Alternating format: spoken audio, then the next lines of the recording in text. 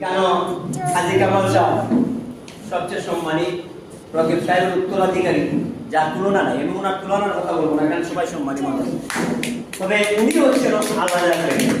যাই হোক, আমি একটু গান দিয়ে শুরু করবো, আর লোকে আমার এসে দুশো আসুন একটু ধাক্কা ধুক্কা মারটা, বুঝছেন? কিনা মারটা তো হয়ে গেছে। ওই আমি লাভের আশায় লস করিলাম, পেটের মাঝে তৈয়া ফুল, হাইরে পেটের মাঝে তৈয়া ফুল। ও বাবন, বাবন কিতা হইয়া এটা? আমি কইলাম 10 মাস জলদি, এখন তোমার কাছে তো লাইলা। যে আচ্ছা বলছনি, আশা কইছিনি। আমার তো চৌকা মরি গেছে। ইয়া, অন্য ছুটি হয়ে গেছে। তোমার কাছে কিলা আনবো? আমার তো আমার জানার দরকার আছে। কিলা তুমি ফেরত লইলে?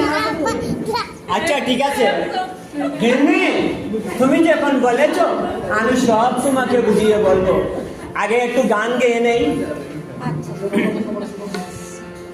ওই আমি লাভের আশায় লস করিলাম, পেটের মাঝে তৈয়া ফুল, হাইরে পেট তৈছি জমদুল, আমি মরলে সিন্নি খাইও রে,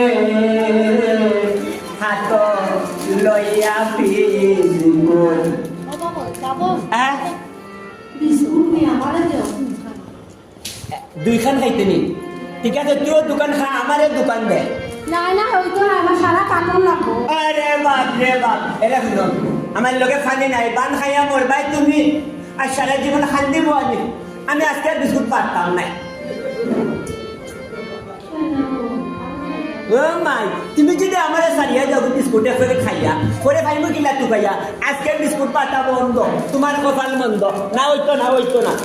আচ্ছা তাহলে আমার কথা আনলাম দুবার দিলাম। আচ্ছা দেখা যাই গো।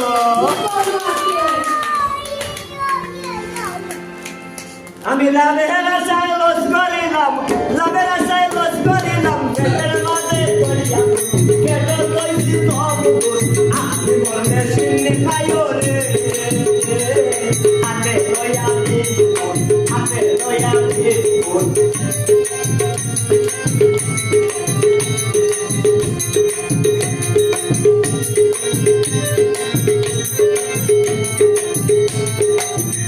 তোমরা বঙ্গবাজার মন্দির থাকি, বঙ্গবাজার মন্দির থাকি, আমিও